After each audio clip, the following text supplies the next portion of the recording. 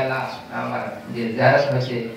এই বরকতে আল্লাহ আমাকে আমার সমস্ত গুনাহকে maaf করে দাও हमारे तमाम गुनाहों को माफ कर दो हजरत किबला रहमत बरकातुम बोलें कि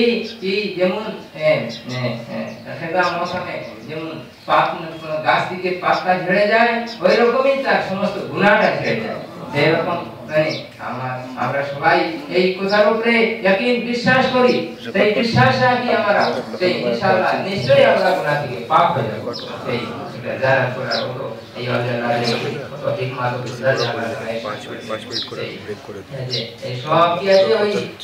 রাসূল পাক সাল্লাল্লাহু আলাইহি ওয়াসাল্লাম সাহাবায়ে کرام তাবিঈন আর ওই শহদায়ে کرام যত ছিলেন সে ওই রকমই সব একটা থেকে একটা নিয়ে একটা রিলেশন আছে সেই হযরত ইমাম হোসেন রাদিয়াল্লাহু তাআলা আনহু কি করেছেন ওই সময় কি করলেন সে ওনার নামাজটা ছাড়লেন সে নামাজ আদায় করেন সেই কোন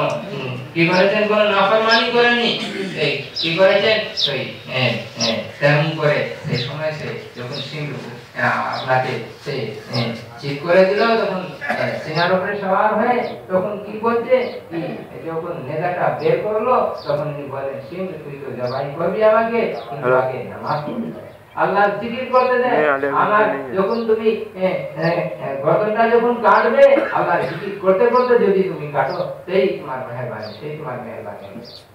সে যখন ছেড়ে দিল সেই দুরাকাতও সে পুরা করতে দিল না সেই সাজা হালাতে না ওনাকে সে জবাই করে দিল এই আর জাহান্নামে সে চলে গেল এই হাদিস শরীফ আছে মান কাতালা মুমিনান মুতাআম্মিদান ফাকাদ কাফার যে ব্যক্তি কোন মুমিন বান্দাকে যদি জেনে শুনে সে যদি মেরে দেয় তাহলে সে কুফর করে দিল সেই কুফর করে দিল সেই জাহান্নামী হয়ে গেল সেই জন্য কি আছে সেই আল্লাহ তাআলা